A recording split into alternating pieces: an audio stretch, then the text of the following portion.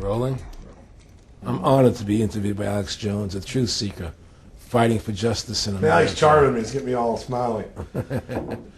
So the ultimate goal that these people have in mind is the goal to create a one-world government run by the banking industry, run by the bankers, and they're doing it in sections. The European currency, the euro, and the European Constitution is one part of it. Now they're trying to do it in America with the North American Union, right? And they want to create a new currency called the Amero, right? And the whole agenda is to create a one-world government where everybody has an RFID chip implanted in them.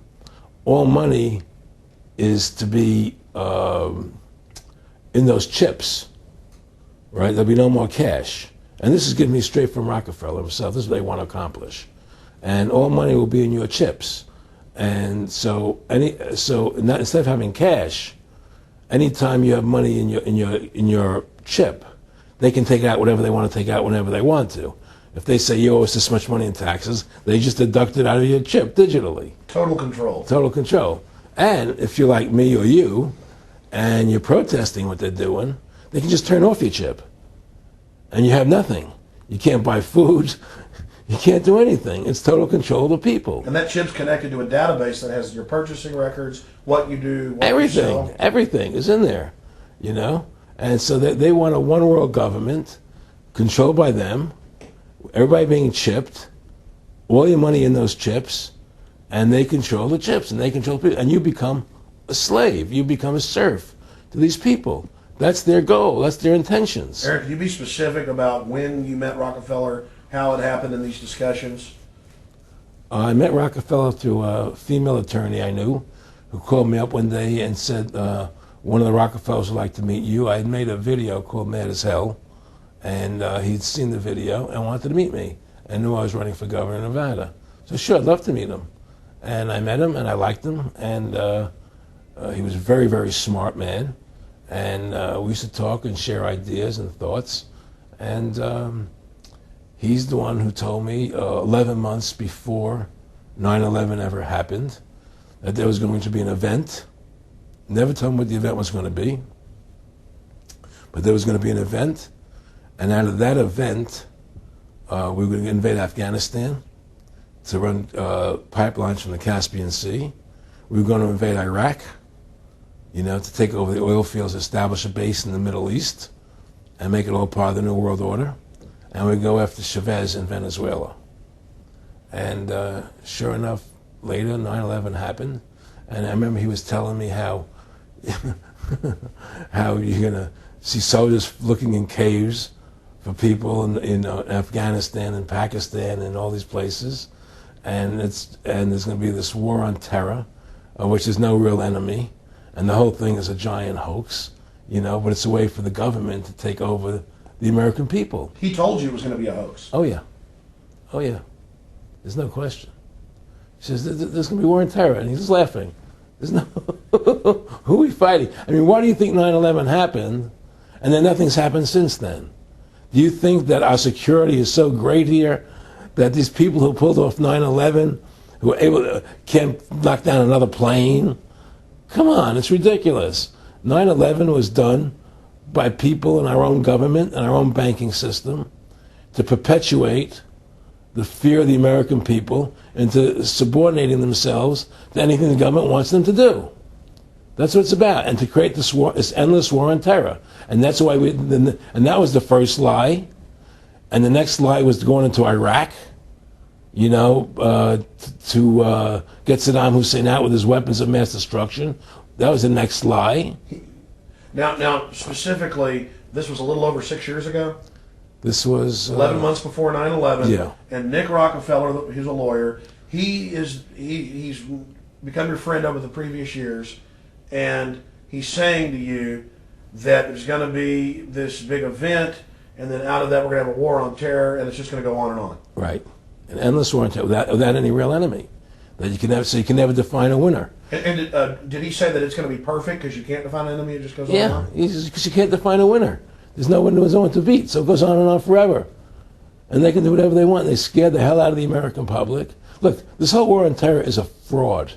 It's a farce. It's very difficult to say it out loud because people are intimidated against saying it. Because if you say it, they want to make you into a nutcase. But the truth has to come out. That's why I'm doing this interview.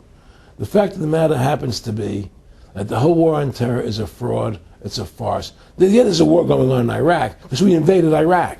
And people over there fighting, But the war on terror, it's a joke, And until we discover what really happened on 9/11 and who was responsible for 9/11, because that's where the war on terror emanates from. That's where it comes from. It was 9/11 that allowed this war on terror to begin. And until we get to the bottom root of 9/11, the truth of 9/11, we'll never know about the war on terror.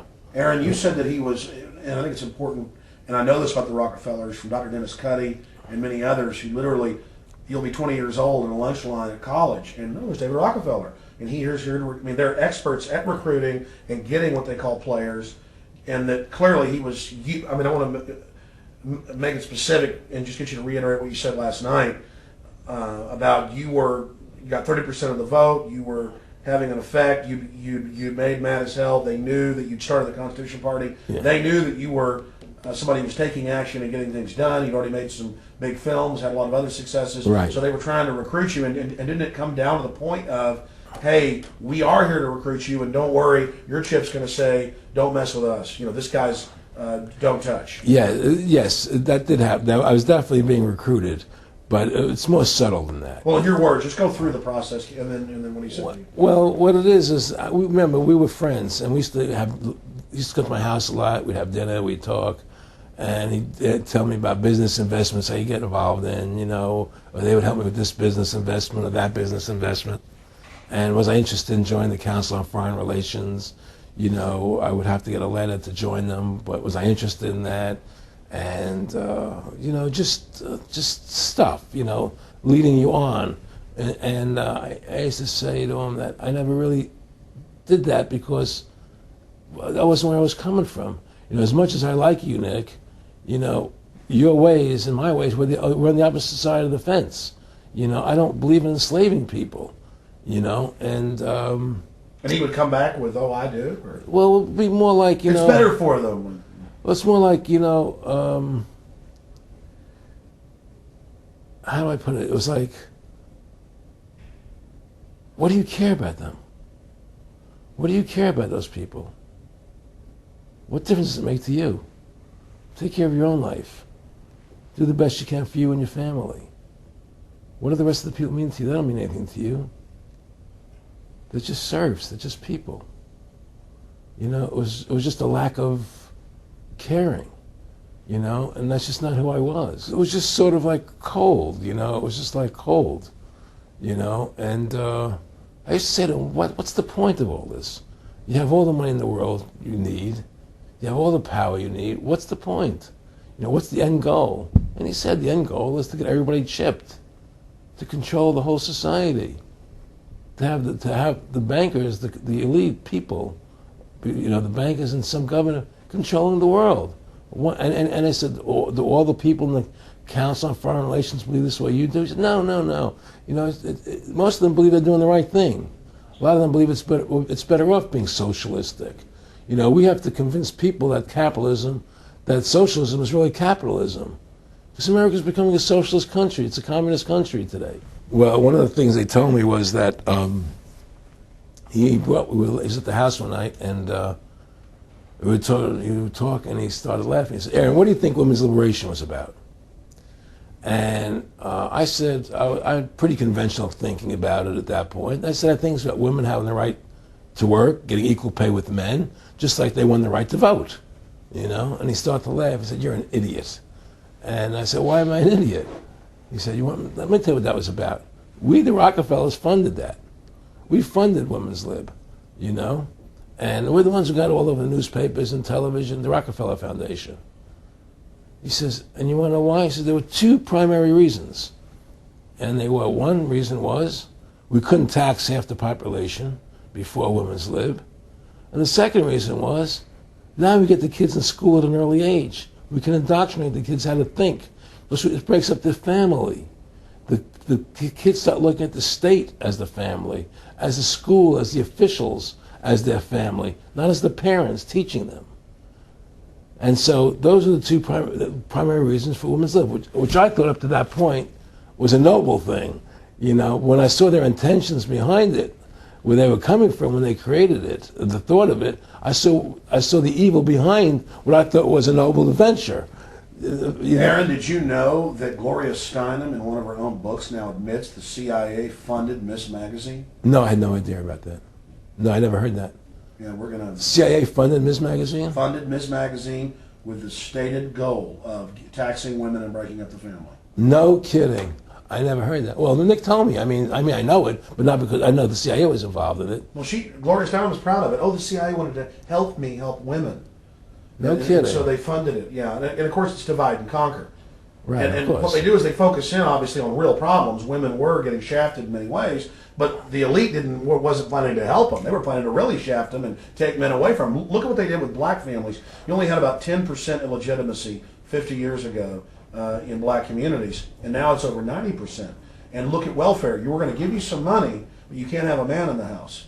Right. And so that was further to degrade the family, Yeah. totally destroyed. And now illegitimacy is over 50% in the general population. Right. Well, see, the whole thing is these people control the money, so they make all the rules. You understand? And they put whatever rules they want into effect. And the truth is, America has really become a socialist, communistic country. And everybody says it's a capitalistic country. It's not a capitalistic country. You know, how could it be capitalistic when you have a central bank? That's the first. It can't be.